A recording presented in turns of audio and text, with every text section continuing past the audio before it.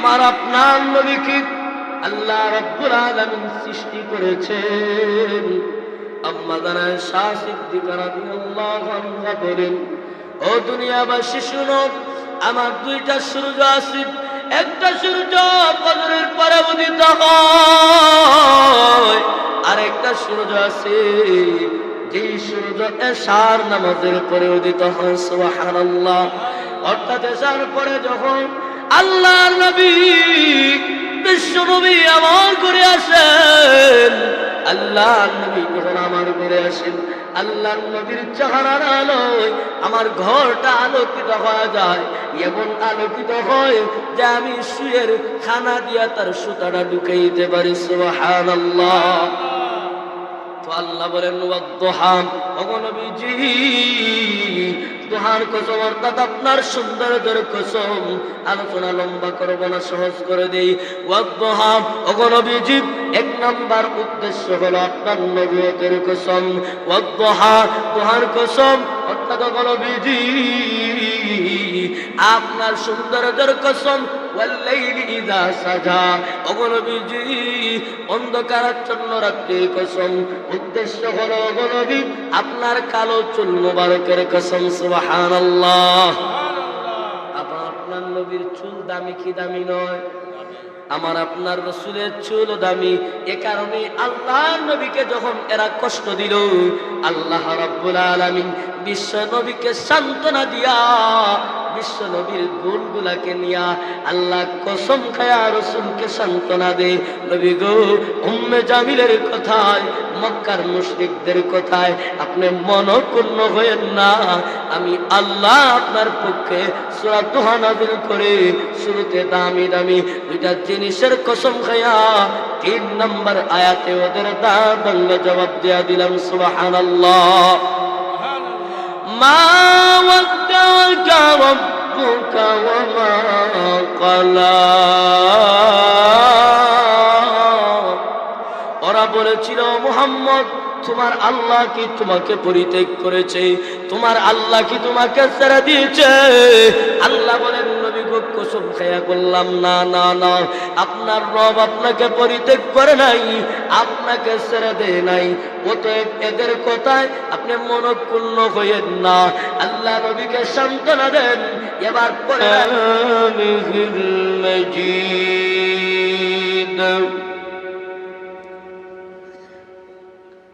وفي فرقانه الحميد. أعوذ بالله من الشيطان الرجيم. بسم الله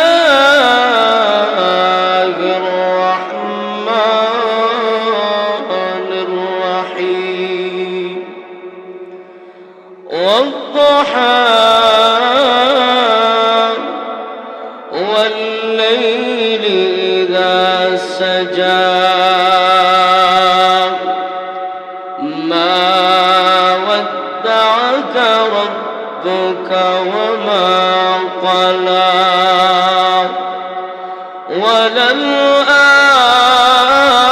وللآخرة خير لك من الأولى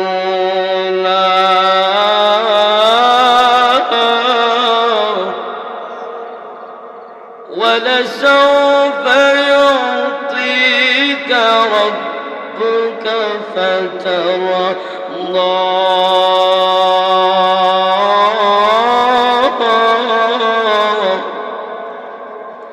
ألم يجدك يتيما فآوى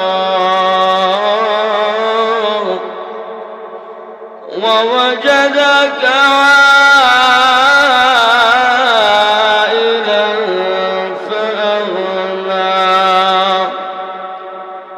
فأما اليتيم فلا تقهر وأما السائل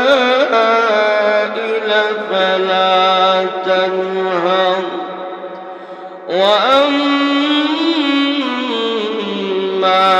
بنعمة ربك فحدث آمنت بالله صدق الله مولانا العظيم وصدق رسوله النبي الأمي الكريم ونحن على ذلك لمن الشاهدين والشاكرين والحمد لله رب العالمين.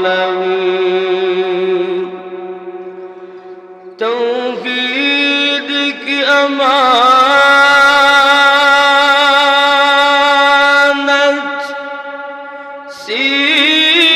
سينوں میں ہے ہمارا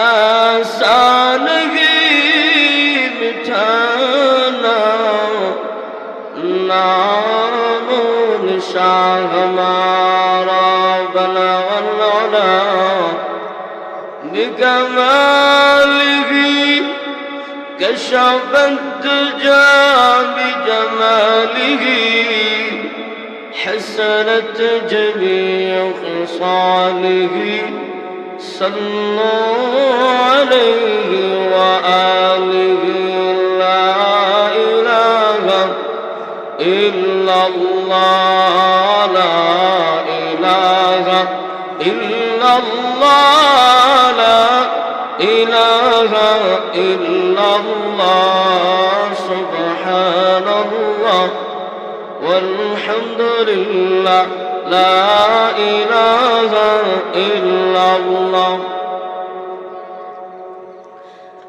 لا إله إلا الله لا إله إلا الله سبحان الله والحمد لله لا إله إلا الله الله الله الله الله محبت الشهادة الله نام لنا الله الله الله الله الله الله الله الله الله الله لا إله إلا الله لا إله إلا الله لا إله إلا الله لا إله إلا الله لا إله إلا الله لا إله إلا الله لا إله إلا الله لا إله إلا الله لا إله إلا الله لا إله দেখি মানুষের জবান থেকে সুবহানাল্লাহ আলহামদুলিল্লাহ আল্লাহু আকবার এই আওয়াজগুলো আসতে বের হয়। তার কারণ হলো মানুষ দিন থেকে দূরে সরে আছে, মানুষের আল্লাহর প্রতি দ্বীনের প্রতি মহব্বত নাই। মানুষ যত দিন যাচ্ছে আমরা কিন্তু যুগের সাথে তাল মিলায় চলতে গিয়া, যুগের সাথে চলতে গিয়া, ফিতনা ফাসাদের সাথে জড়িত হতে গিয়া আল্লাহর বিধান পালন থেকে আমরা দূরে সরে রয়ে গেছি, কোরআন থেকে দূরে সরে রয়ে গেছি। যার কারণে দ্বীনের মহব্বত আমাদের ভিতরে নাই, দিন থেকে দূরে সরে গেছি। এ কারণেই আজকাল নাস্তিকেরা বেঈমানদের আওয়াজ মুসলমানদের উপরে উঠে গেছে। কথা বলেন ঠিক কিনা? আর না হয় মুসলমানদের তো এমন পাওয়ার ছিল, মুসলমানদের তো এমন ঐতিহ্য ছিল, মুসলমানের আল্লাহু আকবার নারে তাকবীরে এক একটা দেশ আবাদ হইতে। কথা বলেন ঠিক কিনা? আজকে আমরা কোরআন থেকে সরে গেছি, দিন থেকে সরে গেছি, আজকে আমরা কোরআন থেকে সরে গেছি। অথচ আমরা এই বাংলাদেশ 90% মুসলমানের দেশ হওয়া সত্ত্বেও আজকে যেই বিষয়টা দেখলাম, গাড়িতে আসার পথে যেই নিউজটা দেখলাম, আসলেই দিল থেকে কান্না চলে আসলো। মুসলমানের দেশ, এই দেশে আল্লাহু আকবারের তাকবীরে সূর্য উঠে, আল্লাহু আকবারের তাকবীরে সূর্য অস্ত যায়। এই দেশে আল্লাহু আকবার 5 বেলা আল্লাহু আকবারে মুয়াজ্জিনের আযানের মাধ্যমে মানুষের ঘুম ভাঙে। এই মুসলমানের দেশেও আজকে পর্দা মানার কারণে আমার আপনার এক মুসলমান বোনকে খাগড়াছড়ির এক কলেজ থেকে বের করে দিয়েছে, নাউজুবিল্লাহ বলে। অথচ আমাদের দেশ মুসলমানের দেশ। আফসোস লাগে, পর্দা আল্লাহর একটা ফরজ বিধান, যারা তো মানেই না, কিন্তু যারা পর্দার সাথে চলতে চায়, পর্দা মেনে চলতে চায়, তাদেরকেও বাধাগ্রস্ত করা হয়, তাদেরকে বাধা দেওয়া হয়। কিন্তু এদেরকে এই কথাই জানিয়ে দিতে চাই, যারাই পর্দার বিরোধিতা করবে, যারাই ইসলামের বিরোধিতা করবে, একটা জিনিস খুব ভালো করে জানা রাখার দরকার। দিনের পর যেমন রাত আসে, রাতের পর যেমন দিন আসে, রাতের পর যখন দিন আসবে এতে কোনো সন্দেহ নাই, ঠিক তেমনি এই জমিনেও ইসলাম কায়েম হবে, এই দেশও হবে ইসলামের বাংলাদেশ। তখন কোন নাস্তিক, কোন বেঈমান কুরআনের বিরোধিতা করে, পর্দার বিরোধিতা করে বাংলায় থাকার টাই পাবে না। কথা বলেন ঠিক কিনা? তারই জ্বলন্ত প্রমাণ হলো গত কিছুদিন আগে, এই 16 বছর 15 বছর ইতিহাসে যারা এখন তো আলহামদুলিল্লাহ বয় নাই, যারাই আছেন সামনে আমার আলহামদুলিল্লাহ কথা বলতেছি, সবারই দিনের দরদ। কিন্তু এমন অবস্থা হয়েছিল যে আমরা কথা বলতে পারতাম না। ফাতি নেতা যে বিসমিল্লাহ ছিল না, তার পেটে ভাড়া দিলে কুল হু আল্লাহ সূরাটা শুদ্ধ বের হবে না, সে উলামায়ে কেরামদেরকে কাউন্টার দিত।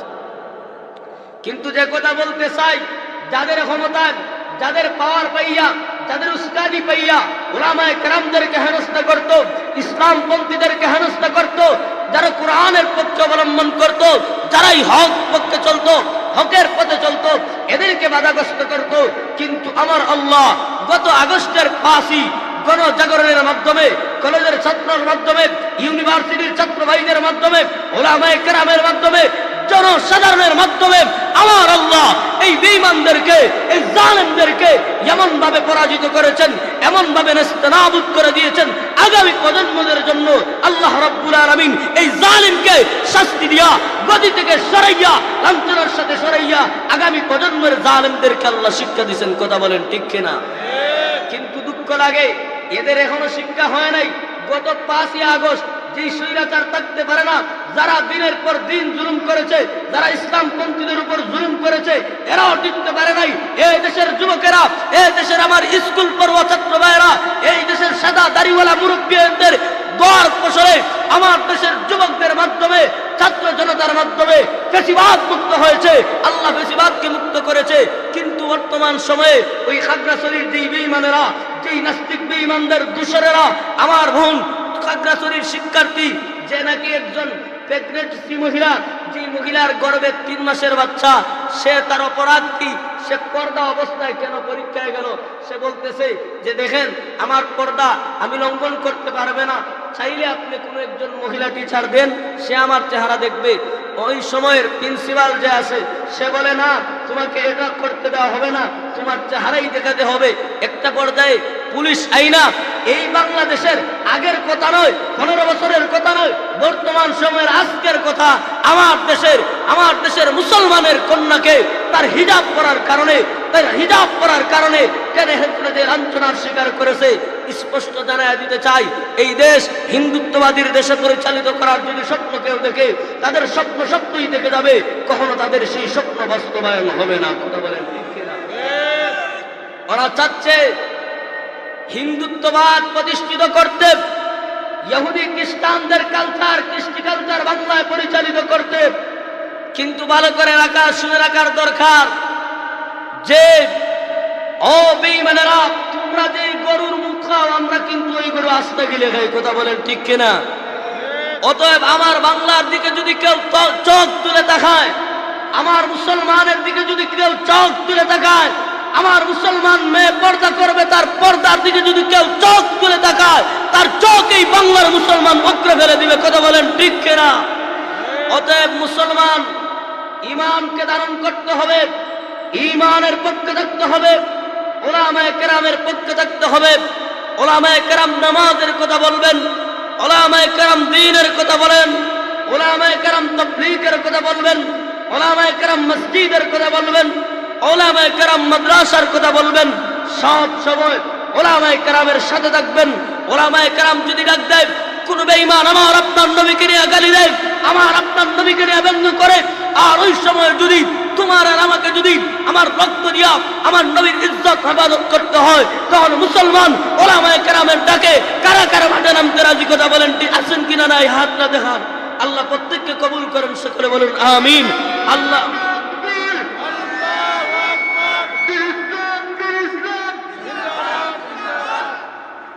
আল্লাহ তাআলা আমাদের প্রত্যেককে দ্বীনের পথে চলার, রাসূলের সত্য আশিক হয়ে চলার তৌফিক দান করুন, আমিন। আসুন ভাইরা আমার, সময় নষ্ট করব না, কিন্তু প্রাসঙ্গিক কিছু কথা বলতে হয়, না বললে না হয়। বর্তমান পরিস্থিতি নাজুক। আজকে দেখেন বিশ্বের, গোটা বিশ্বের দিকে আপনি তাকায় দেখেন যে সারা যত বেঈমান আছে, প্রত্যেকটা রাষ্ট্রের মধ্যে যতগুলা বেঈমান রাষ্ট্র আছে, বেঈমান দেশ আছে, সব বেঈমানগুলা আজ এক হয়ে গেছে। কিন্তু আপনি আমি মুসলমান আজ এক নয়।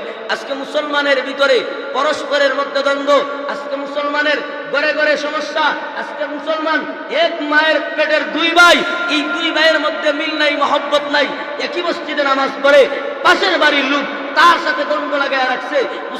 মুসলমানের ভিতরে হিংসা বিদ্বেষ, মুসলমান হিংসা বিদ্বেষের কারণে দিন থেকে দূরে সরে গেছে, মুসলমান হিংসা বিদ্বেষের কারণে নামাজ থেকে দূরে সরে যাচ্ছে, ইসলাম থেকে দূরে সরে যাচ্ছে। মুসলমানদের মধ্যে ফাটল ধরায়া, মুসলমানদের মধ্যে ইহুদি খ্রিস্টানদের চক্রান্তে মুসলমান পরে ফাটল ধরায়া বসে রয়েছে। আর ওইদিকে বাতিলরা, সারা বেঈমানরা ঐক্য হয়ে গেছে। ওদের একটাই মিশন, ওরা চায় এই পৃথিবী থেকে ইসলামকে উৎখাত করে দিবে।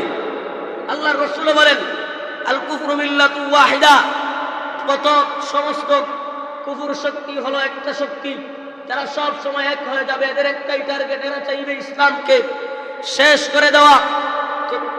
বর্তমান যে সিচুয়েশনে যে কথাটা বলতে চাই, এদের যে মূল টার্গেট ইসলামকে নিশ্চিহ্ন করে দেওয়া। এই বেঈমানদের 1966 সালে নিউ ইয়র্কে একটা সংগঠন গঠিত হয়েছে, যেই সংগঠনের নাম ছিল ইসকন। বলেন ওই সংগঠনের নাম কি? ইসকন।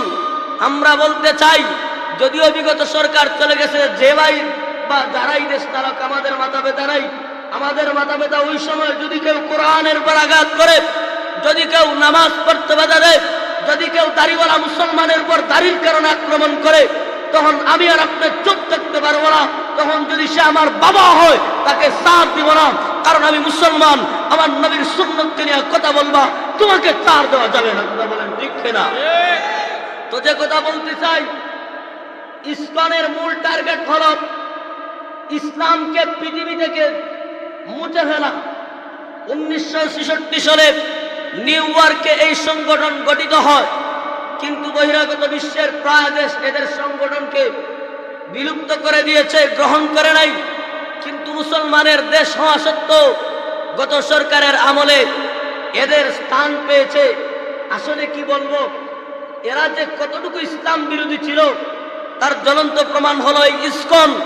অন্যান্য কাফের রাষ্ট্র যাদেরকে স্বীকৃতি দেয় নাই, মুসলমানের দেশে মুসলমানের নেতা হওয়ার পরও, মুসলমানের রাষ্ট্রপ্রধান হওয়ার পরও ইসলাম বিরোধী, ইসলামকে নির্মূল করে দেওয়া যাদের মূল টার্গেট, সেই সংগঠনটাকে এই বাংলাদেশে যারা টিকিয়ে রেখেছে, এর মধ্যে সবচেয়ে বেশি অবদান রেখেছে বিগত বছরের সরকার।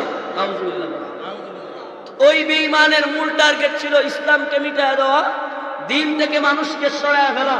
তো ওই বেঈমান চিন্ময় কৃষ্ণ দাস আসলে একটা মারাত্মক খারাপ লোক। এর চরিত্রের ব্যাপারে যদি বলতে যাই, আসলে আমার লজ্জা লাগে। আমার সামনে অনেক সাদা দাড়িওয়ালা মুরব্বিয়ান, তারপরেও বলি, এরা যে ঠাকুর সাজে আর ধর্মগুরু সাইজা স্লোগান দেয় শান্তি চাই, ওম শান্তি ওম শান্তি। আসলে আমি বলি, এরা ওম শান্তি বলে না, এরা হয় ও শান্তি ও শান্তি। কথা বল ঠিক কিনা?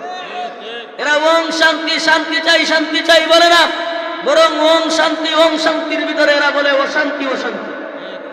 এই বেঈমানেরা, এদের মূল টার্গেট হলো ইসলামকে মিটায় দেওয়া। যে চিন্ময় কৃষ্ণ দাস, সে ছিল বড় লুচ্চা। মানুষদেরকে বলতো আমি সন্ন্যাসী, বিয়া শাদী নাই, আমি খুদার দেনে, আমি ইবাদতে মগ্ন, বিয়া শাদী আমার কাজ না। কিন্তু দেখা গেছে মারাত্মক লেভেলের লুচ্চা ছিল। তার ওই দরবারে যখন তাদের ধর্মের কিছু ছোট ছোট বাচ্চাদেরকে দেওয়া হইতো যে তাদের ধর্মীয় গ্রন্থ শেখানোর জন্য, তাদের ধর্মে পরিচালিত করার জন্য, দেখা গেছে এখন ভিডিও ক্লিপ আপনারা পাবেন, যুবক ভাই যারা আছেন বর্তমান সোশ্যাল মিডিয়ায় এগুলো প্রকাশিত হয়েছে। এই সমস্ত যুবক, এই সমস্ত নাবালেগ বাচ্চাদের সাথে এরা নাফরমানি করেছে, খারাপ কাজ করেছে। অসংখ্য মহিলাদের সাথে এরা ধরা হয়েছে খারাপ কাজের সাথে। এই চিন্ময় কৃষ্ণ দাসকে যখন বর্তমান অভ্যন্তরীণকালীন সরকারের নির্দেশে রাষ্ট্রীয় মামলায় গ্রেফতার করা হলো, এই গ্রেফতারের কারণে এরা সমস্ত চট্টগ্রামের বেঈমানেরা, কাদের কুফফাররা এক হয়ে গেল, একদিনের ভিতরেই মাঠে নেমে গেল। এখানে আমি আরেকটা কথা বলি, ও মুসলমান, আজকে আফসোস লাগে, দুঃখ লাগে, এই যে কথা বলতেছি সবাই মহব্বত করতেছেন, সবাই আমার সাথে ঠিক বেঠিক বলতেছেন, কিন্তু দুঃখ লাগে, দুঃখজনক হলেও সত্য বলতে হয়। এই দেশে উলামায়ে কেরামকে আমরা মহব্বত করি বলি, উলামায়ে কেরামের ডাকে লক্ষ লক্ষ মানুষ হয়, কিন্তু উলামায়ে কেরামের উপর যখন জুলুম আসে, যখন উলামায়ে কেরামের উপর নির্যাতন হয়, আমরা তখন মাঠে আর নামতে পারি না। নামছি আল্লামা মামুনুল হকের জন্য নামছি, কজন নামছি? এই যে উলামায়ে কেরাম জেলের ভিতরে ছিলেন বন্দী অবস্থায়, দিনের পর দিন কারাগারে নির্যাতনের শিকার হয়েছেন, আমরা মুসলমান নামতে পারি নাই। কিন্তু ও মুসলমান, একটা জিনিস শিক্ষা করো, বেঈমানরা তারা কিন্তু এক, বেঈমানরা এক হয়ে গেছে। যখন নাকি চিন্ময় কৃষ্ণকে গ্রেফতার করা হলো, সাথে সাথে সমস্ত চট্টগ্রামের বেঈমানেরা ওরা মাঠে নেমে গেল। এমনকি যেই উকিল আমাদের সাইফুল ইসলাম আলিফ রহমতুল্লাহ আলাই, সে মুসলমানের পক্ষে থাকার কারণে টার্গেট করে আমার আপনার মুসলমানের সন্তান সাইফুল ইসলাম আলিফকে ওই হিন্দুত্ববাদী ইসকনের দোসরেরা হত্যা করে ফেলেছে, শহীদ করেছে। এখান থেকে শিক্ষা গ্রহণ করতে হবে মুসলমান। আজকে আমরা বলি হুজুররা আপনাদের সাথে আছি, দ্বীনের পক্ষে আছি, কিন্তু দেখা যায় প্রয়োজনে যখন উলামায়ে কেরামের উপর বুলেট ছোড়া হয় আমরা আর পাশে যাই না। অতএব পাক্কা নিয়ত করেন, ইসলামের জন্য যদি উলামায়ে কেরাম ডাক দেন, উলামায়ে কেরাম যদি দ্বীনকে মহব্বত করার কারণে, উলামায়ে কেরাম যদি তার ঘর থাকতে পারে দ্বীনকে মহব্বত করার কারণে, উলামায়ে কেরাম যদি আল্লাহর দ্বীনকে মহব্বত করে, আল্লাহর রাসূলকে মহব্বত করে, তাদের জীবন উৎসর্গ করতে পারে, আমরাও ইনশাআল্লাহ আমাদের জীবনকে একবার নয় 1000 বার যদি ইসলামের জন্য, কোরআনের জন্য, নবীর জন্য উৎসর্গ করতে হয়, আমরা তা করতে প্রস্তুত ইনশাআল্লাহ। তো প্যারা হাজিরিন, আসুন আপনাদের সম্মুখে আমি কোরআন কারীমের একটা সূরা, যে সূরার নাম হলো সূরাতুদ দুহা, এই সূরাটা পূর্ণ তেলাওয়াত করেছি। নিয়ত করেছি ওই সূরা থেকে কিছু আলোচনা করব। আল্লাহ তাআলা যেন আমাকে ইখলাসের নিয়তে এই সূরা থেকে কিছু আলোচনা করার তৌফিক দান করেন, সকলে বলুন আমিন। এই সূরা আল্লাহ রাব্বুল আলামিন বিশ্বনবীকে সান্ত্বনা দিয়া, বিশ্বনবীকে বিশেষ কিছু নিয়ামতের স্মরণ করাইয়া, কিছু নিয়ামত দিয়ে আল্লাহ এই সূরাটা নাযিল করেছে।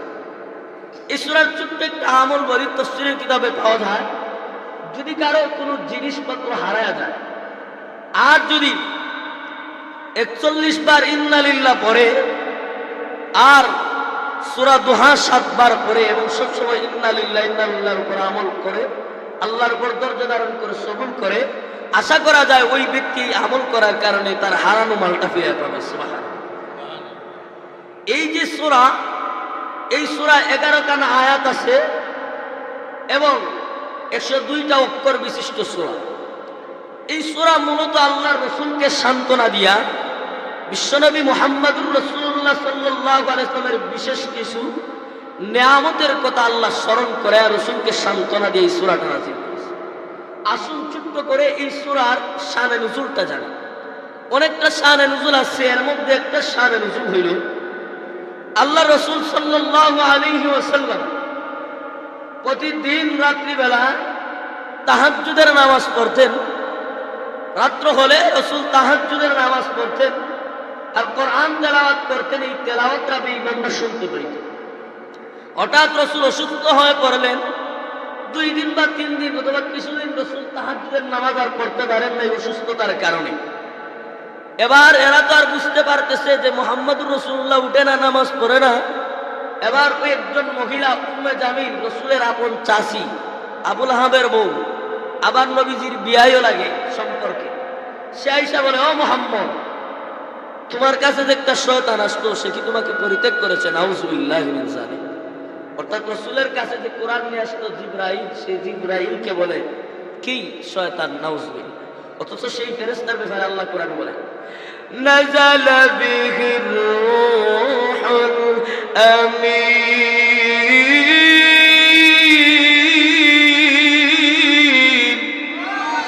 আল্লাহ তাআলা এই ফেরেশতার ব্যাপারে বলেন রূহুল আমিন, যার উপাধি। সেই ফেরেশতাকে ওই বেঈমান মহিলা উম্মে জামিল বলে, ও মুহাম্মদ, তোমার কাছে যে শয়তান আসতো শয়তান কি তোমাকে পরিত্যাগ করেছে? নাউজুবিল্লাহ। অথচ আচ্ছা বলেন তো, কোন মানুষ কষ্ট পাইলে, অসুস্থ হইলে তার পাড়া প্রতিবেশী বা তার আত্মীয়ের জন্য উচিত কি তাকে সান্ত্বনা দেওয়া? একদিকে সে রসুলের বিয়াই, অপরদিকে এখন ছাসি, তখন তার তো উচিত ছিল রসুলকে সান্ত্বনা দেওয়া। কিন্তু সে সান্ত্বনা দিবে কি? সান্ত্বনার পরিবর্তে খাটা গায়ে লবণের ছিটা, আমরা সিলেটি ভাষা আর কি, খাটা গায়ে লবণের ছিটা। অর্থাৎ সান্ত্বনার পরিবর্তে উল্টা আপনাকে এমন কথা বলবে যাতে আপনার আরো রাগ উঠে যায়। তো সে যখন রসুলকে বলে, ও মুহাম্মদ, তোমার কাছে যে শয়তান আসতো সে কি তোমাকে পরিত্যাগ করেছে? রসুলের মনে কষ্ট। এই কথা শুনে রসুল আঘাত পেলেন। আরেকটা শানে নুজুল হলো, আল্লাহ রসুল সাল্লাল্লাহু আলাইহি ওয়াসাল্লামের কাছে ওহী আসতেছে, ধারাবাহিকভাবে ওহী আসে। কিছুদিনের জন্য আল্লাহ তাআলা ওহীর একটা বিরতি কাল দিলেন। তফসীরকারগণ বলেন কেন দিলেন? তার কারণ হলো যে ওহী জিনিসটা গুরুত্বপূর্ণ একটা ভারী জিনিস। কারণ দেখবেন অফিস আদালতে যারা কাজ করে তারা সাপ্তাহিক একটা ছুটি আছে না নাই? আমরা ইমাম সাহেবের অহল ধরো একটা ছুটি আছে নি মাসে। প্রত্যেকটা সেক্টরেই প্রত্যেকটা কাজেরই একটা ছুটি আছে। ঠিক তেমনি ভাবে এই ওহী জিনিসটা অনেক গুরুত্বপূর্ণ ভারী জিনিস। আল্লাহর রাসূল হযরতে আয়েশা রাদিয়াল্লাহু আনহা বলেন ওহী জিনিসটা কত ভারী, কত ভারী, কত কঠিন যে আল্লাহর রাসূলের কাছে যখন ওহী নাযিল হইতো, কয়েক প্রকারের ওহী নাযিল হইতো। এর মধ্যে এক প্রকারের ওহী হইল ঘন্টির আওয়াজের ন্যায় এক প্রকার ওহী। অর্থাৎ বলেন তো, এই যে মাইকের আওয়াজটা এখন চলতেছে, আমি কথা বলতেছি, এখন যদি বিকট আওয়াজে আমার আওয়াজ হয় আর ওই জায়গায় আপনারা দুইজন কথা বলেন, একজন আরেকজনের কথা কি স্পষ্ট শুনতে পারবেন? অথবা ওই জায়গায় ঘন্টিটা বাজানো হয়, করা আঘাতে ঘন্টি বাজানো হয়, আর ওই সময় একজন তেলাওয়াত করে, আপনি কি বুঝবেন, শুনতে পারবেন? না। আম্মা আয়েশা রাদিয়াল্লাহু আনহা বলেন ওহী জিনিসটা বড় কঠিন। এর মধ্যে এক প্রকারের ওহী ছিল ঘন্টির আওয়াজের ন্যায়, এক প্রকার ওহী আল্লাহ রাসূলের কাছে আসতো। আর ওই ওহীটাই হলো কঠিন। ওই ওহীটা যখন নাজিল হইতো আল্লাহ রাসূলের চেহারা মুবারক লাল হয়ে যেত। এই ওহী যখন নাজিল হইতো, আরোহী অবস্থায় যখন আল্লাহ রাসূল সাল্লাল্লাহু আলাইহি ওয়াসাল্লামের উপর কোরআনে কারীমের আয়াত নাজিল হইতো, কোরআন নাজিল হইতো, ওই সময় আরোহী বাহনটার পা মরুকাময় বালির মধ্যে ঢুকে যাইত। সুবহানাল্লাহ। এলে বলেন জিনিসটা দামি এবং কঠিন কিনা না?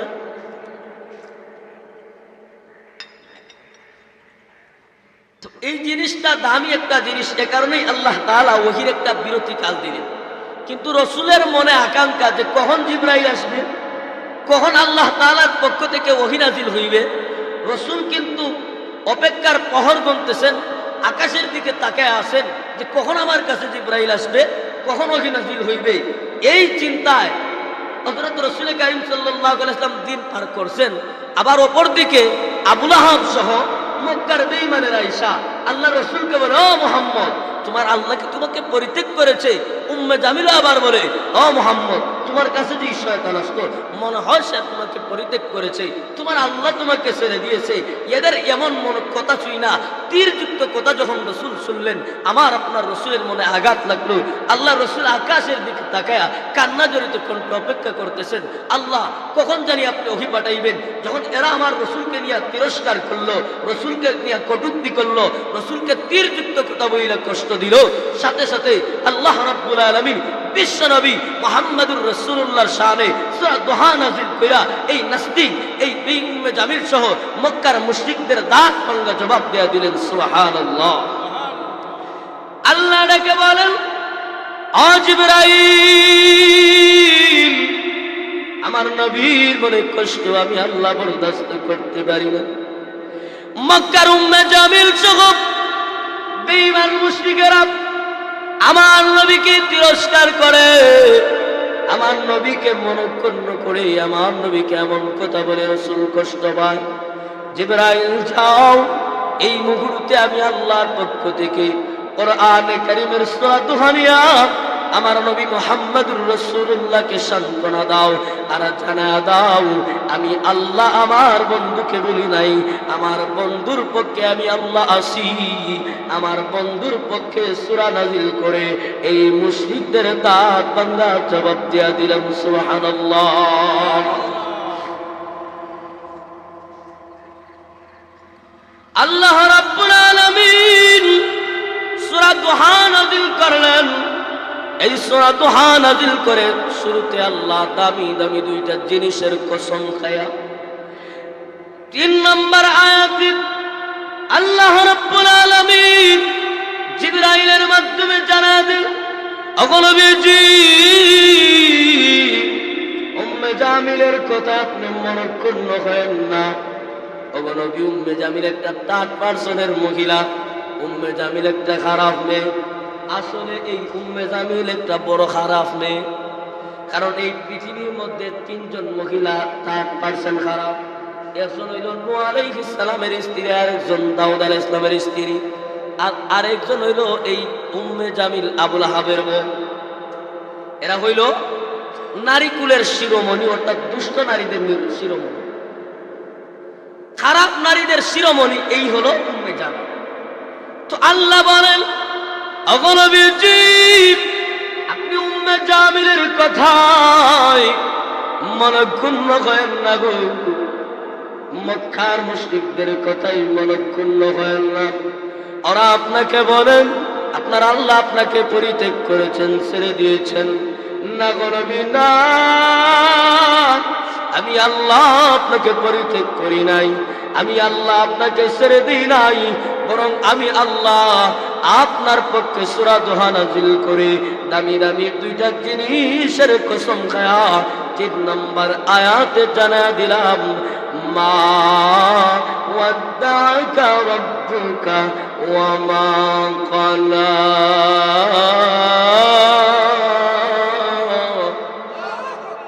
ওগো নবীজি উম্মে জামিল বলি আপনার রব নাকি আপনাকে ছেড়ে দিয়েছেন, পরিত্যাগ করেছেন। না গো নবী না, মা ওয়াদ্দাকা রাব্বুকা, আপনার রব আপনাকে ছেড়ে যান নাই, পরিত্যাগ করেন নাই। ওয়া মা ক্বালা, এবং আপনার প্রতি কোনো প্রকার সন্তুষ্ট না। সুবহানাল্লাহ। এই সূরা দুহা নাযিল হয়ে গেল, শুরুতে আল্লাহ দামি দামি দুইটা কসম খাইলেন।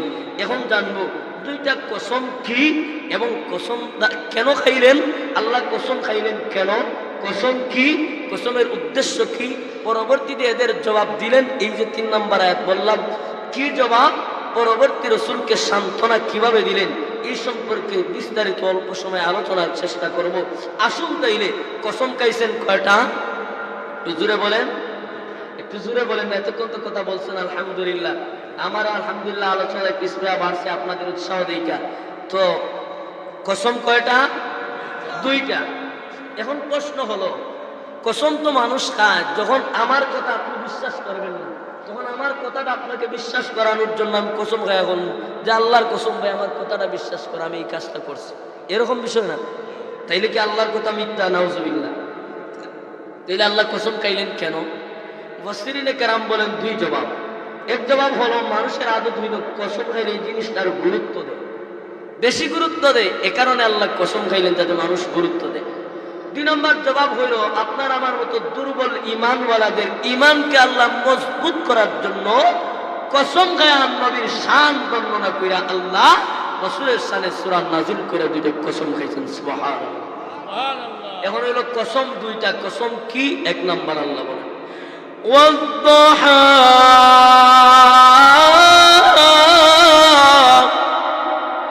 ওয়াল-লাইলি ইযা সাজা। আল্লাহ বলেন ওয়াদ-দুহা, ওগো নবীজি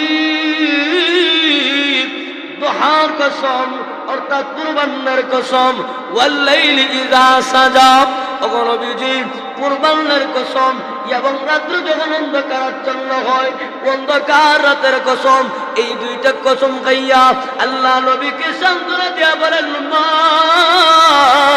ওয়াদ্দাআকা রাব্বুকা ওয়া মা ক্বালা। ওগো নবী, আমি আল্লাহ আপনাকে পরিত্যাগ করি নাই, আমি আল্লাহ আপনাকে ছেড়ে দেই নাই, আমি আল্লাহ আপনার প্রতি অসন্তুষ্ট নয়। কসম দুইটা বলছিলাম, এক নম্বর ওয়াদ-দুহা, ওগো নবী দুহার কসম, পূর্বাহ্নের কসম। কোন সময়? তাফসীরকারগণ বলেন পূর্বাহ্নের কসম সূর্যের কসম দ্বারা উদ্দেশ্য হলো সূর্য যখন অনুমানিক 9-10টার দিকে পরিপূর্ণতার আলো প্রকাশ করে ওই সময়ের সূর্যের কসম। আর ওয়াল্লাইলি ইযা সাজা, অন্ধকারাচ্ছন্ন রাত্রির কসম। এখন হইল এই কসম দেয় দুহা দ্বারা উদ্দেশ্য কি? মুফাসসিরিনে কেরাম বলেন আল্লাহ যে কসম করলেন ওয়াদ-দুহা, ওগো নবী দুহার কসম, পূর্বাহ্নের কসম, সূর্যের কসম, অর্থাৎ ওগো নবী আমি আল্লাহ যে আপনাকে এটা নবুয়তের সূর্য দান করলাম, ওই নবুয়তের সূর্যের কসম। কারণ ওগো নবী আমি আল্লাহ আপনাকে নবুয়তের এমন সূর্য দান করেছি যেই নবুয়তের সূর্যের মাধ্যমে, যেই নবুয়তের সূর্যের লাইটের মাধ্যমে সমাজ থেকে এই পৃথিবী থেকে কুফর আর শিরকের অন্ধকার দূরীভূত হয়ে যাবে। সুবহানাল্লাহ। ওয়াদ-দুহা, ওগো নবী দুহার কসম অর্থাৎ সূর্যের কসম। ওগো নবী আপনাকে দুহার কসম দেয়া, মুফাসসিরিনে কেরাম বলেন আল্লাহ বুঝায় ওগো নবী আপনাকে যে একটা সূর্য দান করেছি, নবুয়তের সূর্য, পৃথিবীতে সূর্যের আলো দেয়া হয় ওই কারণে যাতে পৃথিবীর মানুষ চলাফেরা করতে পারে, পৃথিবীতে মানুষের চলাটা সহজ হয়, মানুষ যাতে এই পৃথিবীতে চলতে পারে, বিচরণ করতে পারে, সে যেন এই পৃথিবীতে বসবাস করতে পারে, এ কারণে আল্লাহ সূর্য দিয়েছেন। আর ওয়াদ-দুহা, আপনাকেও আমি আল্লাহ যে দুহার কসম খায়া নবুয়তের সূর্য বুঝাইলাম, নবী আপনার নবুয়তের এই সূর্য দ্বারা যেইভাবে সূর্যের আলো দ্বারা পৃথিবীর মানুষ দিক বেদিক চলাফেরা করতে পারে, আপনার নবুয়তের আলো দ্বারা হেদায়েত প্রাপ্ত লোকেরা সঠিক পথ খুঁজে পাবে। আপনাকে আমি আল্লাহ নবুয়তের যেই লাইট আর সূর্য দান করেছি, যারা আপনার পথ আর মত গ্রহণ করবে, যারা আপনাকে অনুসরণ করবে, এরা শিরক আর বিদআতের, কুফর আর শিরকের অন্ধকার থেকে ছুটে এসে হেদায়েতের পথে চলে দুনিয়ায় আখিরাতের সামান তৈরি করে পরকালে জান্নাতি হতে পারবে। সুবহানাল্লাহ। এখন বলেন তো, আচ্ছা এই যে দুনিয়াতে আল্লাহ তাআলা আমাদেরকে সূর্য দান করলেন, এই সূর্য দ্বারা আমরা চলাফেরা করি, সূর্যের আলো দ্বারা আমরা দিক বেদিক চলাফেরা করি, কাজকর্ম করি, এতে আমরা খুশি না বেজার? জুড়ে বলেন খুশি। কিন্তু বলেন তো এমন একটা প্রাণীর নাম যেই প্রাণীটা সমস্ত মানুষ খুশি হইল, ওই প্রাণীটা কিন্তু আল্লাহর দেওয়া এই সূর্যের পছন্দ করে না? বলেন তো। বাদুর চিনেন না? সব মানুষ খুশি হইল, বাদুর কি খুশি? কারণ বেচারা দিনে দেখে না, সূর্যের আলো এলে তার দেখতে অসুবিধা। ঠিক তেমনি ভাবে দুনিয়ার মানুষ যদিও এই আলোয় আমরা খুশি, কারণ আমরা এই আলো দ্বারা চলাফেরা করি, আমাদের চলতে সহজ। বাদুর বেজার, কারণ সে দিনে দেখে না। ঠিক তেমনি ভাবে ইমানদার বান্দা যারা, তারাও খুশি নবুয়তের লাইট পাইয়া, আমার আপনার নবীকে নবী হিসাবে পেয়ে, নবুয়তের রিসালাত পেয়ে ইমানদার বান্দারা আল্লাহর রাসূলের জন্য সাহাবায়ে কেরাম, আবু বকর, ওসমান, আলী, নবী দুনিয়ার আলো পাইয়া যেমন দুনিয়াবাসী খুশি, কারণ তারা চলতে পারে। বাদর বেজার, কারণ সে দিনে দেখে না। ঠিক তেমনি ভাবে ওগো নবী আমি আল্লাহ আপনাকে নবুয়ত দান করলাম, নবুয়তের সূর্য দান করলাম, এই নবুয়তের সূর্য পাইয়া যদিও ইমানদাররা খুশি, আবু বকররা খুশি, ওসমানরা খুশি, ওমররা খুশি, কিন্তু এই মক্কা একটা অ্যান্টিভার্সন আছে, একটা ভাইরাস আছে, আবু জাহেল, উতবা সাহেবা, এরা কিন্তু খুশি না। যেমনি ভাবে বাদুর দিনে তার পছন্দ হয় না আলো, কারণ সে দিনে দেখে না। ঠিক তেমনি ভাবে ওগো নবী আপনি মনক্ষুণ্ণ হইেন না, এদের কথায় আপনাকে নবুয়তের লাইট দিলাম, ইমানদাররা আপনার এই নবুয়তের সূর্য পাইয়া খুশি, কিন্তু আবু জাহেলরা খুশি নয়। অতএব নবী আমি আল্লাহ আপনার সূর্যের নবুয়তের সূর্যের কসম খাইলাম। তাইলে এক নাম্বার কসম ওয়াদ-দুহা, ওগো নবী সূর্যের কসম, উদ্দেশ্য হলো আপনার নবুয়তের কসম। এখন আরেকটা জিনিস দেখেন, মানুষ আমরা যখন কষ্ট পাই আমাদের আম্মা আব্বা কিন্তু আমাদের যখন খুশি করে একটা জিনিস ফলো করে দেখবেন, তখন আমাদের আম্মা আব্বা কিন্তু আমাদের ভালো ভালো গুণগুলো আগে উল্লেখ করে। আমরা যখন কান্না করি তখন আমাদের মা বাপ বলে আমার পুত্রটা বড় ভালো, আমার পুত্রের এই গুণ, আমার লেখাপড়া বড় ভালো, আমার পুত্রের আমার ছেলের মুখের ভাষাটা বড় সুন্দর। কথা কই, এরকম প্রশংসা করে কি করে না? এখন চিন্তা করে দেখেন, আল্লাহ তাআলা আমার আপনার নবীকে কি মহব্বত, কি ভালোবাসেন। আমার আপনার নবী আল্লাহর কাছে কি প্রিয়। যখন উম্মে জামিল আবু লাহাবরা মক্কার মুশরিকেরা আমার আপনার নবীকে কষ্ট দেয়, আল্লাহ ওয়াদহা বলে কসম খায়া, মূলত আমার আপনার নবুয়তের রিসালাতের কসম খায়া নবীকে আল্লাহ তাআলা সান্ত্বনা দেয়, ও নবী আপনি মনক্ষুণ্ণ হন কেন? এই বেঈমানদের কথা আপনি মনক্ষুণ্ণ হওয়ার কথা নয়, কারণ আমি আল্লাহ আপনাকে এমন নবুয়ত দিলাম যে নবুয়তের কসম খায়া আপনার পক্ষে সূরা দোহা নাযিল করলাম। সুবহানাল্লাহ। দুই নম্বর ব্যাখ্যা হলো ওয়াদহা, ওগো নবী আমি আল্লাহ আপনাকে যে দোহার কসম খাইলাম। এর দুই নম্বর ব্যাখ্যা মুফাসসিরিনে কেরাম বলেন, ওগো নবী আপনার সৌন্দর্যের কসম। সুবহানাল্লাহ বলবেন না? সুবহানাল্লাহ। আল্লাহর নবী কেমন সুন্দর ছিলেন। আম্মা জান আয়েশা সিদ্দিকা রাদিয়াল্লাহু আনহা বলেন, আমার আপনার নবী কেমন সুন্দর ছিলেন। মিশরের নারীরা ইউসুফ আলাইহিস সালাতু ওয়াস সালামকে দেখে, এরা ইউসুফ আলাইহিস সালাতু ওয়াস সালামের সৌন্দর্যে আকর্ষিত হইয়া তাদের হাত কেটে দিয়েছে।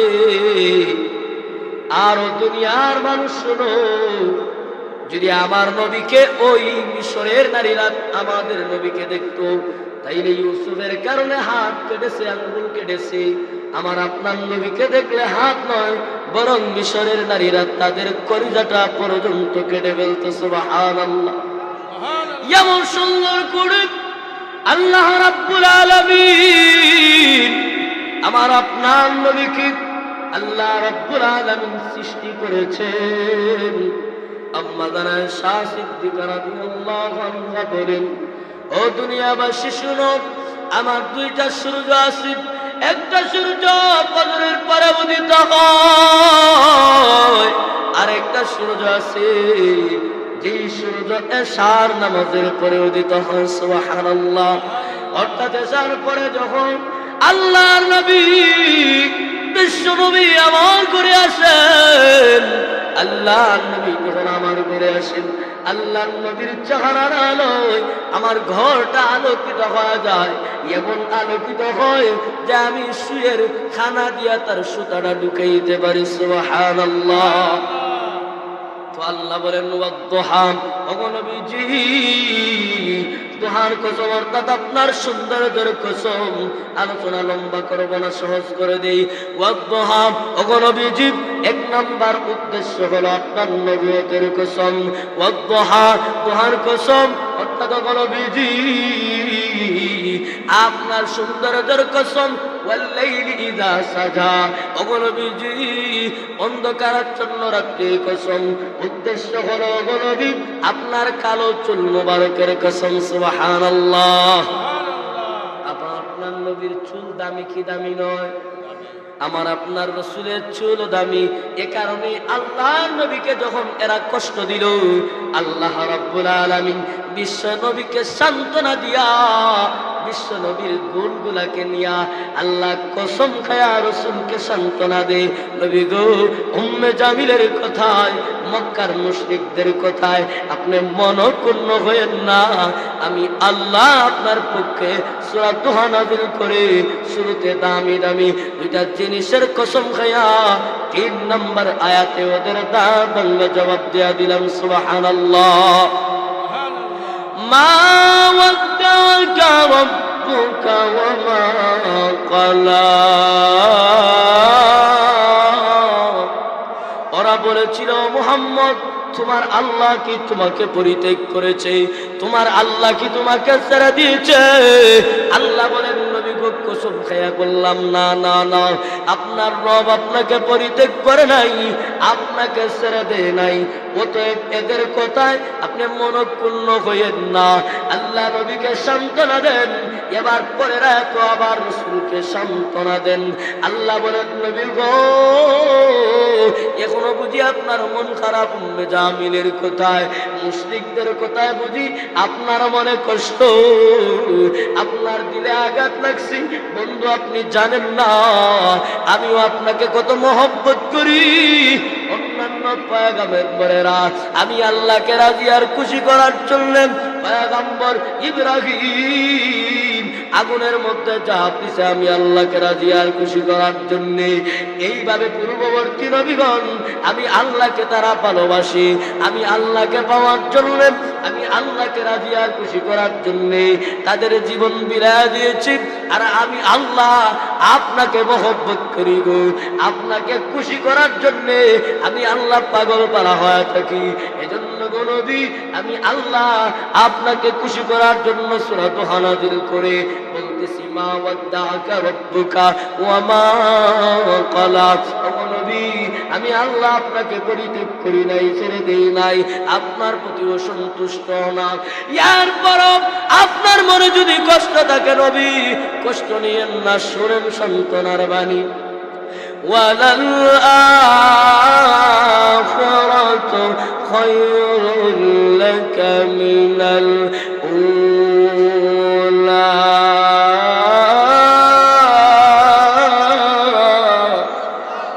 আল্লাহ বলেন, গো নবীজি, উম্মে জামিলের কোথায় আর মুশরিকদের কোথায় বুঝি মনক্ষুণ্ণ না গো নবী না, আর মন খারাপ কইরেন না। শুনেন শুনেন, আমি আল্লাহ আপনার পক্ষে আরেকটা আয়াত নাযিল করে দিলাম, ওয়ালাল আখিরাতু খায়রুল লাকা মিনাল উলা।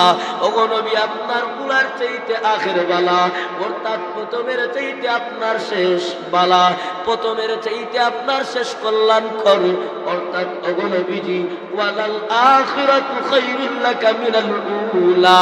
ওগো নবী, আপনার দুনিয়ার চাইতে আখিরাত আপনার জন্য কল্যাণকর। সুবহানাল্লাহ, সুবহানাল্লাহ। ওয়ালাল আখিরাতু খায়রুল লাকা মিনাল উলা। ওগো নবী, আপনার প্রথমের চাইতে শেষ কল্যাণকর। এর দুইটা ব্যাখ্যা। একটা ব্যাখ্যা হইল, ওগো নবী, আপনার যে বর্তমান মক্কার অবস্থা, আপনি দ্বীনের দাওয়াত দিচ্ছেন, তাওহীদের দাওয়াত দিচ্ছেন, মানুষের দ্বারে দ্বারে যাইয়া দ্বীনের দাওয়াত দিচ্ছেন, কালমার দাওয়াত দিচ্ছেন। আর এ কারণেই আপনার প্রতি এরা ইট পাটকেল নিক্ষেপ করছে, আপনার উপর নির্যাতন করতেছে, আপনার সাহাবীদের উপর নির্যাতন করতেছে। ও নবী, ধৈর্য ধারণ করুন। ওয়ালাল আখিরাতু খায়রুল লাকা মিনাল উলা। ওগো নবী, আপনার প্রথমের চাইতে শেষ ভালো। অর্থাৎ ওগো নবী, এখন যে নির্যাতন করতেছে, আপনি দ্বীনের দাওয়াত বন্ধ কইরেন না, চালায়া যান, চালায়া যান। এমন একটা সময় আসবে এই মক্কাবাসী আপনার উপর নির্যাতন করে, এমন একটা সময় আসবে এই মক্কার বেঈমানেরা, এই মক্কার কুফফারেরা, এই মক্কার মুশরিকেরা যখন মক্কায় থাকবে, আপনি রাসূলকে সালাম দিবে, আপনি রাসূলকে ট্যাক্স দেয়া থাকতে বাধ্য হবে। সুবহানাল্লাহ, সুবহানাল্লাহ। একটু জোরে বলেন না সুবহানাল্লাহ, সুবহানাল্লাহ। ওয়ালাল আখিরাতু খায়রুল লাকা মিনাল উলা। আল্লাহ বলেন, ওগো নবীজি, আপনি এদের কোথায় মনক্ষুণ্ণ করেন না গো। আমি আল্লাহ আপনাকে সান্ত্বনা দেওয়ার জন্য আরেকটা বাণী শোনাই। ওগো নবী, আপনার প্রথমের চাইতে শেষ কল্যাণকর, শেষ বালাম। এর এক ব্যাখ্যা হলো, নবী, আজকে মক্কার জিন্দেগি আপনার বড় কষ্টের। এমন একটা সময় আসবে, আপনি যখন এই মক্কা থেকে হিজরত করে মদিনায় যাবেন, আপনি যখন মাদানী জিন্দেগি হাসিল করবেন, তখন আপনার জন্য বিরাট বড় মাইলফলক থাকবে। ওগো নবী, ওই সময় যদি এই যে বেঈমানেরা আপনার উপর নির্যাতন করে আপনাকে কষ্ট দেয়, কম এমন একটা সময় আসবে এরা আপনাকে মানতে বাধ্য হবে। এই মক্কার এখন কষ্টটা আপনি ধৈর্য ধারণ। মক্কায় রাসূলের উপর নির্যাতন ছিল। কেমন নির্যাতিত ছিলেন রাসূল, সাহাবায়ে কেরামদের নিয়ে থাকা মুশকিল হয়ে গিয়েছিল, দ্বীনের দাওয়াত দেওয়া চলা বড় মুশকিল হয়ে গিয়েছিল। ইট পাটকেল নিক্ষেপ করতো, সাহাবায়ে কেরামদের উপর নিক্ষেপ করতো। আবার এই উম্মে জামিল, যে বজ্জাত মহিলা, এটা এত খারাপের খারাপ। দেখবেন যখন কোরআনে কারিমের একটা সূরা সূরা লাহাব নাযিল হইল। এই সূরাটা মূলত আবু লাহাবের গোটা ফ্যামিলির বিরুদ্ধে নাযিল হয়েছে। আচ্ছা বলেন তো, কারো ফ্যামিলির বিরুদ্ধে আল্লাহ তাআলা যে সূরা নাযিল করলেন, আসলে ফ্যামিলিটা বড় বালা? দেখো বানানি না, দুনিয়ার সবচাইতে নিকৃষ্ট খারাপ। এই উম্মে জামিল যখন জানতে পারলো আল্লাহ তাআলা এদের ফ্যামিলির বিরুদ্ধে সূরা নাযিল করলেন, তখন সে আসছে রাসূলকে মারার জন্য। আয়েশা বলে, এই আবু বকর, তখন আল্লাহর রাসূল এবং আবু বকর রাদিয়াল্লাহু আনহু মসজিদে নববীতে নামাজ পড়ে তেলাওয়াত করতেছেন। আয়েশা বলতেছে, আবু বকর তোমার লোকেরটা হই। নাউজুবিল্লাহ বলবেন না? নাউজুবিল্লাহ। তাই সাসার গরুর ভাই, আল্লাহ রাসূল লোকেরটা হই। এরকম আমাদের সমাজও আছে। গত কয়েক বছর আছে, আগে বাংলাদেশের লতিফ সিদ্দিকী নামে একটা কাযযাব ছিল, সে বলে মুহাম্মদ বলেছিল। নাউজুবিল্লাহ বলেন। আল্লাহর রাসূলের নাম নিলেও সম্মানের সাথে নিতে হবে। যারা রাসূলের নাম অমান্যের অসম্মানের সাথে নিবে, রাসূলকে নিয়ে কটূক্তি করবে, একটা জিনিস জেনে রাখবেন, যারা রাসূলকে গালি দিবে, রাসূলকে নিয়ে কটূক্তি করবে, একটা জিনিস ভালো করে জেনে রাখবেন, এরা সমাজের বৈধভাবে কোনো সন্তান হতে পারে না। যারা রাসূলকে গালি দেয়, রাসূলকে নিয়ে কটূক্তি করে, এরাই হলো এই সমাজের জারুদ সন্তান। আমার কথা নয়, আল্লাহ সূরা কলমের মধ্যে বলেছেন, বাদা যালিকা জালিম।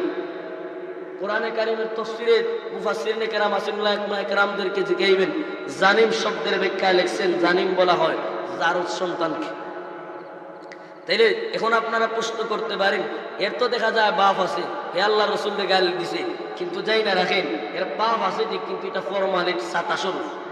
যেমন তার মারে তার বাপে কয়েকবার কিন্তু তালাক দিছে, এটা কিন্তু মানুষে আর জানছে না। জানার পরেও এই মহিলারে নিয়ে গড় করছে, পরবর্তীতে যে বাচ্চা হইছে মানুষে জানে বাপ আছে, কিন্তু ভিতরে ভিতরে খামবাট্টি। কিটা হয়নি? ভিতরে ভিতরে খামবাট্টি। এই সমস্ত মুতাল্লাকা মহিলাদেরকে নিয়ে যারা গড় করে, এদের ঔরসটাতে যেই সন্তান হয়, এদের মাধ্যমে যেই জারুদ সন্তান হয়, এই জারুদ সন্তানেরাই পারে আল্লাহর নবীকে গালি দিতে। আর না হয় বৈধ বাপের বৈধ কোনো সন্তান আল্লাহর নবীকে নিয়ে, কোরআনকে নিয়ে ইসলামের বিরুদ্ধে কথা বলতে পারে না। কথা বলেন ঠিক কিনা? একটা কথা জেনে রাখবেন, যারাই কোরআনের বিপক্ষে কথা বলবে, আল্লাহর নবীকে গালি দিবে, আল্লাহর নবীকে নিয়ে কটূক্তি করবে, জেনে নিবেন এরাই হলো এই সমাজের জারুদ সন্তান। তো যেই কথা বলছিলাম, সেই সে বলে, ও আবু বকর তোমার লোকেরটা হই। তো আবু বকর রাদিয়াল্লাহু আনহু বলেন, রাসূল আমার সামনে কোরআন তেলাওয়াত করতেছে, আমিও শুনি, তাই দেখে না। কারণ এখন দেখে না, যেহেতু আর দেখায় দেওয়ার দরকার নেই। কারণ আপনি যদি খাল আসে যাই না শুই না, যদি আপনি ফরি যাই, এখন আমি কি বারবার আপনার জুড়ে আনবো এই জায়গা থেকে? তাই দেখে না, আওয়াজ শুনে। এখন দেখে যদি দেই তাইলে তো বিপদ, আল্লাহ রাসূলকে অসম্মানই করবে। সুতরাং তাই দেখে না, যেহেতু আমার আর দেখানোর প্রয়োজন নাই। তখন আল্লাহ রাসূল বলেন, আবু বকর শোনো, যারা আল্লাহর কালাম তেলাওয়াত করে, আল্লাহর কালাম এবং কাফেরদের মাঝে আল্লাহ একটা পর্দা টেলে দেন। যখন আল্লাহর কালাম তেলাওয়াত করা হয়, তখন কাফের বেঈমান আর ঈমানদারদের দেখতে পারে না। সুবহানাল্লাহ। তো এই উম্মে জামিল রাসূলকে যে বড় জ্বালানি জ্বালাইছে, রাসূলের জীবনটা বাজি করে ফেলছে, জ্বালাইতে জ্বালাইতে রাসূলের রাস্তায় কাটা ফেলাই দিছে। রাসূল নামাজে যাইবেন, রাস্তায় কাটা ফেলাইছে। আবার আবু জাহেল, উকবা ইবনে আবি মুইত, একটা বড় সন্ত্রাস, সে রাসূলকে বড় কষ্ট দিছে। একদিন আল্লাহর নবী বিশ্বনবী রাহমাতুল লিল আলামিন মসজিদে নববীতে নামাজরত অবস্থায় এই মক্কার বেঈমান উকবা ইবনে আবি মুইত মক্কার উটের পচা গান্দা নারী বুড়ি আল্লাহর নবীর উপরে ফেলে দিয়েছে, যেন রাসূল শ্বাসরুদ্ধ হয়ে মারা যান। আরেকদিন একইভাবে আল্লাহর রাসূল নামাজরত অবস্থায় আল্লাহর নবীকে এই উকবা ইবনে আবি মুইত গামছা লাগাইয়া, রাসূল সিজদারত অবস্থায় সে গামছা লাগায় পিছন দিকে টান মারতেছে। রাসূলের জিহ্বা বের হয়ে গেছে, চেহারা মুবারক লাল হয়ে গেছে। ফাতেমা দৌড়ে আসছে, কিন্তু আব্বাকে ছুটাইতে পারে না, ছোট কন্যা। এই দৃশ্য দেখে নবীদের সাহাবী হযরত আবু বকর দৌড়ে আসলেন। আবু বকর ইনশাআল্লাহ উনি নিজেই গামছার পাশটা ছুটাইয়া দিলেন। আর উকবা ইবনে আবি মুইতকে লক্ষ্য করে বলেন, আতাকতুলুনা রাজুলান আন ইয়াকুলা রাব্বি আল্লাহ। রে উকবা ইবনে আবি মুঈত, তোমরা এমন ব্যক্তির বুঝি হত্যা করতে চাও যে ব্যক্তি বলে আমার রব হলো আল্লাহ? আমাদের রবকে বলেন না একবার, আমাদের রবকে বলেন না আল্লাহ, আরেকটু জোরে বলেন না আল্লাহ।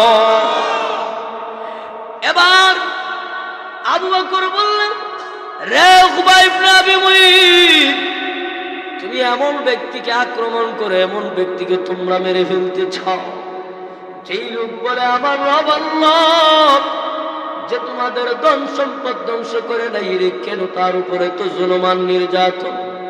ফাতেমা রাদিয়াল্লাহু আনহা ছোট্ট মানুষ বলে, উকবা ইবনে আবি মুঈত, আমার আব্বা কি দোষ করেছে, আমার আব্বা কি অন্যায় করেছেন, তোমরা আমার আব্বার উপর জুলুম করো? এমনি উকবা ইবনে আবি মুঈত বলে, ফাতেমা রে, তোর আব্বার কারণে আমাদের লাত উজ্জা বানাত ইয়াগুস এই মূর্তিগুলার ইজ্জত নষ্ট হয়। তোর আব্বা কিন্তু ধন সম্পদ মাইরা খায় নাই, তোর আব্বা কিন্তু আমাদের সম্পদ নেয় নাই, দোষ একটাই, তোর আব্বা কেন দিনের দাওয়াত? এজন্য দেখবেন এই সমাজও উলামায়ে কেরাম কারো গদিতেই নামতে চায় না, উলামায়ে কেরাম কারো বাগ বসাইতে চায় না, উলামায়ে কেরাম চারতে কারো লাত্তি মেরা ফলাইতে চায় না। যখন সুরের বিরুদ্ধে বলে, ঘুষের বিরুদ্ধে বলে, সুদের বিরুদ্ধে বলে, তখন সুদগুলোর হাত চড়াও হয়ে পড়ে। কথা কোন ঠিক কিনা? কারণ উলামায়ে কেরাম চায় না কখনো কারো সম্পদ নিয়ে সম্পদশালী হইতে, কারণ আল্লাহর রাসূলের আমানত উলামায়ে কেরামের মাঝে দ্বীনের আমানত। উলামায়ে কেরামের দায়িত্ব যখন অন্যায় হবে, মানুষ যখন পাপাচারে লিপ্ত হবে, ওই সময় উলামায়ে কেরামের দায়িত্ব হলো দিন বুঝানো, অন্যায় কাজ থেকে মানুষকে সরানো, চুরির শাস্তি সম্পর্কে আলোচনা করা। কিন্তু যখন ওই চুরের শাস্তির ব্যাপারে আলোচনা করে, তখন চুররা বেজা। ওই উকবা ইবনে আবি মুঈত বলে, রে ফাতেমা, রে ফাতেমা শোনো, তোমার আব্বা আমাদের ধন সম্পদ মেরে খায় নাই, কিন্তু তোমার আব্বা দ্বীনের দাওয়াত দেয়, তাওহীদের দাওয়াত দেয়। এ কারণে তোমার আব্বাকে যদি সরা ফেলতে পারি তাহলে আমাদের পথের কাটা শেষ। এই বলে আল্লাহর নবীকে গামছা লাগায়া সে পিছন দিক থেকে টান দেয়। রাসূল শ্বাসরুদ্ধ হয়ে যায়। এমন ভাবে মক্কার বেঈমানেরা পদে পদে রাসূলকে কষ্ট দিল। তায়েফের ময়দানে আল্লাহর নবীর রক্তে রঞ্জিত হয়ে গেলেন। এমনি ভাবে মক্কার 13টা বছরের জিন্দেগি আল্লাহর নবীর কষ্টের সাথে কাটে। তখনও আল্লাহ এই আয়াত নাযিল কইরা ওই কথার প্রতি ইঙ্গিত দেয়া বলেন, নবী গো, ওয়ালাল আখিরাতু খায়রুল লাকা মিনাল উলা। ওগো নবীজি, আপনার প্রথমের চাইতে শেষ কল্যাণকর। অর্থাৎ এই মক্কার জীবনী যদিও কষ্টকর, আপনার উপর জুলুম আর নির্যাতন, নবী একটু ধৈর্য ধারণ করুন, আপনি দ্বীনের কাজ চালিয়ে যান। আপনার এমন একটা সময় আসবে তখন এই মক্কার জীবনী থেকে আপনি মাদানী জীবন হাসিল করবেন, তখন ওই মাদানী জীবনটা হবে আপনার জন্য কল্যাণকর। সুবহানাল্লাহ। 2 নাম্বার ব্যাখ্যা হলো নবীজি ওয়ালাল আখিরাতু খায়রুল লাকা মিনাল উলা। ওগো নবীজি, দুনিয়ার চাইতে আখিরাত আপনার জন্য কল্যাণকর। এর কয়েকটা ব্যাখ্যা আল্লাহ রাসূল সাল্লাল্লাহু আলাইহি ওয়াসাল্লাম বলেন, কাল হাসরের ময়দানে কঠিন কিয়ামতের দিন যখন সূর্যটা হাত উপরে থাকবে, আদাত উপরে থাকবে, জমিনটা তামা থাকবে, মানুষগুলা উলঙ্গ দাঁড়াইবে, মানুষগুলা উলঙ্গ দাঁড়াইবে। সূর্যের তাপে মাথার মগজগুলা পাথের মতো টকবক টকবক করে ফুটতে থাকবে, মানুষগুলা বেফানা থাকবে। আর আল্লাহ এক একটা হুঙ্কার দিবেন, লিমানিল মুলকুল ইয়াউম, বলো আজকের দিনের রাজত্ব কার? কেউ জবাব দিবেন আল্লাহ, আবার নিজেই বলবেন লিল্লাহিল ওয়াহিদুল কাহ্হার। ওই কঠিন ময়দানে মানুষগুলা বেপনা থাকবে। ওই কঠিন ময়দানে মানুষ শুধু ইয়া নফসি ইয়া নফসি করবে। আল্লাহুম্মা রাব্বি নফসি, আল্লাহ আমারে বাঁচাও, আল্লাহ আমারে বাঁচাও, এই বলিয়া মানুষগুলা বেফানা থাকবে। একটা পর্যায়ে মানুষেরা এই সিদ্ধান্তে উপনীত হবে। চলো আল্লাহর কাছে সুপারিশ করো, আল্লাহ যেন বিচার কার্যটা শুরু করে দেয়। কারণ বিচার কার্যটা যদি হয়ে যায় তাহলে হয়তো জান্নাতি না হয় জাহান্নামী হব। কিন্তু কিয়ামতের মাঠে এই কঠিন কষ্ট আর সহ্য করতে পারবো না। এবার সব হাসরবাসী সিদ্ধান্ত করে যাবে বাবা আদম আলাইহিস সালাতু ওয়াস সালামের কাছে। যাওয়ার পরে এবার আদম আলাইহিস সালামকে বলবে, ওগো নবীজি, ওগো আদম, আপনি না আমাদের আদি পিতা, আপনি না আমাদের আদি আব্বা, আজকে আমরা বড় বেফানা, আপনি আমাদের জন্য সুপারিশ করেন গো, আল্লাহ যেন বিচার কার্যটা শুরু করে দেয়। মানুষেরা যাবে আদম আলাইহিস সালামের কাছে। আদম আলাইহিস সালাম তখন বলবেন, না না না, আজকের দিনে আমি সুপারিশ করতে পারবো না, কারণ এই দিনে আল্লাহ মহারগের আগান্বিত। আদম আলাইহিস সালাম বলবেন, না, আজকের দিনে সংক্ষেপে বলি, আজকের দিনে আমি আল্লাহর কাছে সুপারিশ করার ক্ষমতা রাখি না। যাও আমার পরে পয়গম্বর নূহ আলাইহিস সালামের কাছে। মানুষগুলো আবার পয়গম্বর নূহ আলাইহিস সালামের কাছে যাবে। পয়গম্বর নূহ আলাইহিস সালামও একইভাবে বলবেন, না না, আমি সুপারিশ করতে পারবো না। যাও পয়গম্বর মূসার কাছে, যাও পয়গম্বর ইব্রাহিমের কাছে, ঈসার কাছে, সব বড় বড় পয়গম্বরের কাছে যাওয়ার পরে সবাই বলবেন, না, আমরা সুপারিশ করতে পারবো না। যাও আল্লাহর একজন প্রিয় বান্দা আছেন, আখেরি নবী মুহাম্মদুর রাসূলুল্লাহর কাছে যাও, ওই নবী তোমাদের জন্য সুপারিশ করতে পারবেন। এবার হাসরবাসী আখেরি নবী আমার আপনার নবীর কাছে যাবে, ওগো নবীজি, আপনি আমাদের জন্য সুপারিশ করবেন। ওই দিন আল্লাহর রাসূল বলবেন, হ্যাঁ আসরে উম্মত, আজ আমি নবী তোমাদের জন্য সুপারিশ করব। সুবহানাল্লাহ। ওই দিন আর কোন নবীকে আল্লাহ সুপারিশের এই ক্ষমতার মর্যাদা দিবেন না, শুধুমাত্র আমার আপনার নবীকে দান করবেন। ওয়ালাল আখিরাতু খায়রুল লাকা মিনাল উলা।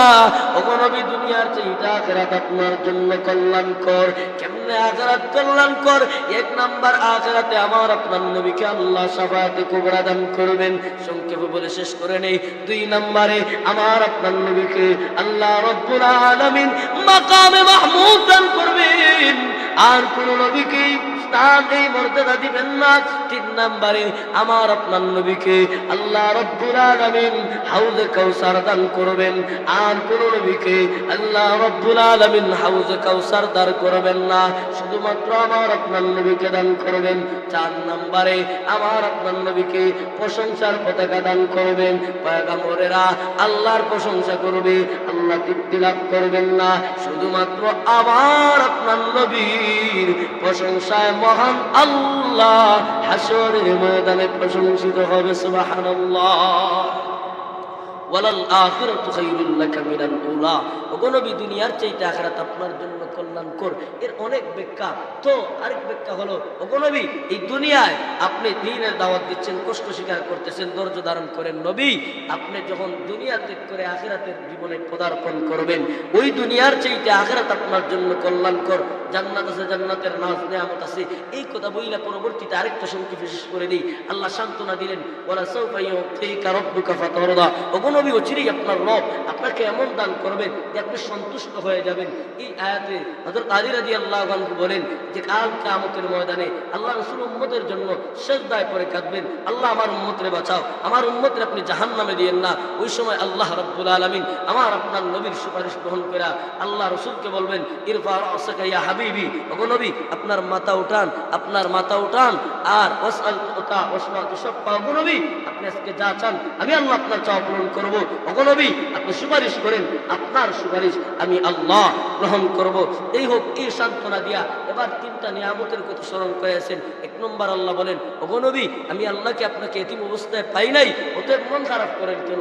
এদের কথা মন খারাপ করেন না। আমি আল্লাহ এতিম অবস্থায় পাইছি, অতঃপর আশ্রয় দিয়েছি আমি আল্লাহ দিয়েছি। আবু লাহাবের আমি আল্লাহ, আবু তালেবের মাধ্যমে, তোমার দাদার মাধ্যমে আমি আল্লাহ তোমাকে আশ্রয় দিয়েছি, লালন পালন করেছি। দুই নম্বরে, ওগো নবী, আমি আল্লাহ আপনাকে শরীয়ত সম্পর্কে খবর পেয়েছি, আমি আল্লাহ আপনাকে দিন দিলাম, রিসালাত দিলাম, ধর্ম দিলাম, নবুয়তি দিলাম, যার মাধ্যমে আপনি সমাজকে পরিবর্তন করলেন। আল্লাহ বলা বান্দাদেরকে আল্লাহ বানালেন। 3 নম্বর, অগণবীজি আমি আল্লাহ আপনাকে নিত্যস্ত অবস্থায় পেয়েছিলাম, কিন্তু আমি আল্লাহ আপনাকে সম্পৃক্তশালী করলাম।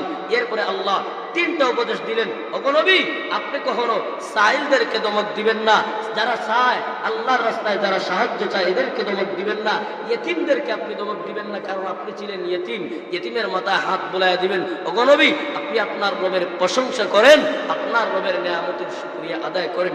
এই হলো আমার আলোচনার সূরার সংক্ষিপ্ত আলোচনা। তাইলে বলেন আমরা যদি এই নিয়ামতগুলা পাইতে হয়, প্রথমত রসুলকে অনুসরণ করতে হবে। রসুল যেইভাবে জীবন পরিচালনা করেছেন, রসুলের আদর্শ মতে রসুলের দিনকে টিকায় রাখতে চাই, রসুলেরকে আদর্শ গ্রহণ করার মাধ্যমে জীবন পরিচালনা করতে হবে। যদি আমরা রসুলের আদর্শ যে আমাদের জীবন পরিচালনা করি, তাহলেই আমরা দুনিয়া এবং সফল আখিরাতে সফল হব ইনশাআল্লাহ। অতএব রসুলের আদর্শ গ্রহণ করতে চাই কি চাই না? কথা বলেন, জোরে বলেন, চাই কি চাই না? রসুলের জন্য